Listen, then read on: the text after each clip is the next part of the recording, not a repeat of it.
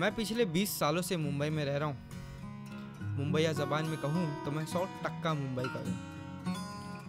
फिर भी मैं मुंबई को पूरी तरह से नहीं जानता हूँ। इस डॉक्यूमेंट्री में हम मुंबई के स्पिरिट और जज्बों को एक्सप्लोर करेंगे और शुरुआत हम वहीं से करेंगे जहाँ से शायद मुंबई के इतिहास की शुरुआत हुई थी, कोयल।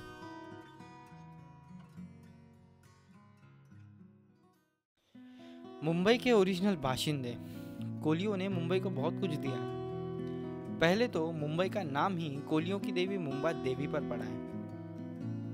मसलन कोलबट बन गया कोलाबा, और बहुत सारे ऐसे इलाके हैं जिनके नाम भी कोलीवाड़ियों से ही पैदा हुए हैं।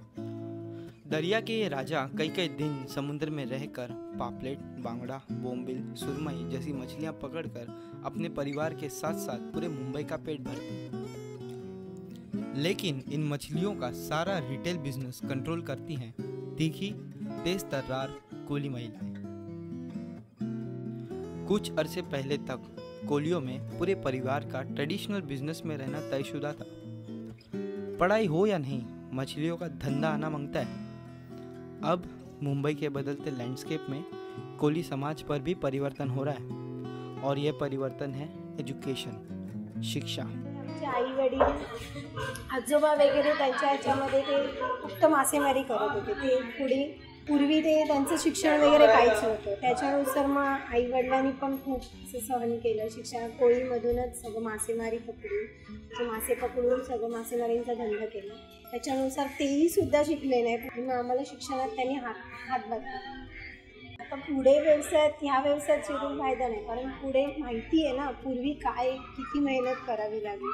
आता तशी मेहनत कोणीच करू शकणार नाही, तर म्हणून शिक्षणाकडे सगळेजण वळले।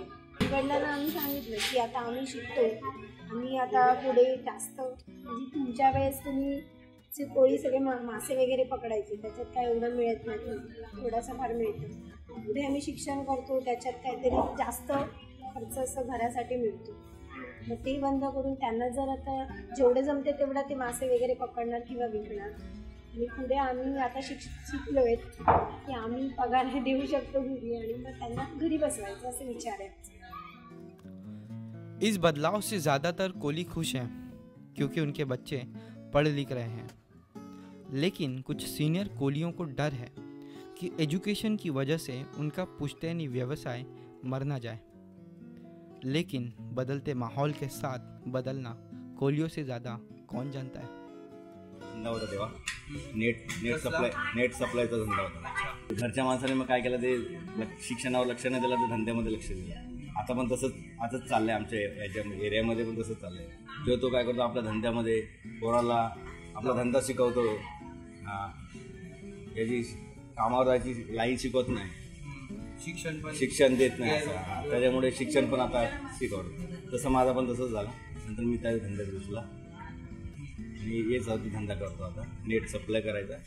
कोली लोग जम के मेहनत करते हैं, काम करते हैं और उतने ही जोश और उमंग के साथ त्यौहार भी मनाते हैं। और ऐसा ही एक त्यौहार है नारियल पौर्णिमा। नारळ पौर्णिमा बोलली तर सर्वात मोठा आमचा सण आहे, सर्वात मोठा सण। त्यावेळेला काय करतात, मोठा नारळ आम्ही सजवतात, त्याला सोनेरी कागदानी मळवतात, सजावट अशी होळी घेतो आणि मिरवणूक काढतो। सगळ्या जे बाई असतात ते लुगडी नेसतात, पोरी पण लुगडी नेसतात, सगळे सज असतात। आणि पोरं वगैरे सगळे जे असतात रुमाल टोपी वगैरे घालून पलट्या वगैरे करून नाचत जातात, समुद्रावर जातात ते नारळ फिरायला विसर्जन करण्यासाठी। मग त्या दिवशी नारळ विसर्जन का करतात, कारण आपला जो आई वादळ येतो वर्षाचा समुद्र, त्यावेळेला तो शांत करण्याकरता तो नारळ विसर्जन करायचा असतो। नाही तर तो नारळ जर विसर्जन केला ना तर समुद्राला शांत होतं।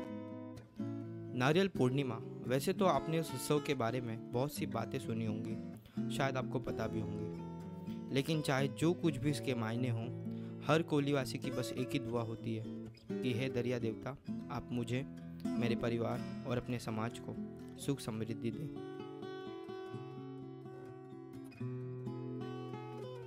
बदलते माहौल में कोली अपनी आइडेंटिटी को बचाने में लगे हैं। उन्हें लगता है कि कहीं घटते रिसोर्सेस और अर्बनाइजेशन की वजह से उनकी कम्युनिटी सिमट के न रह जाए। लेकिन हम भी जानते हैं कि सागर के तूफानों का सामना करने वाले इतनी आसानी से पतवार डालने वाले नहीं हैं। कोलियों को अब भी मुंबई को बहुत कुछ देना है।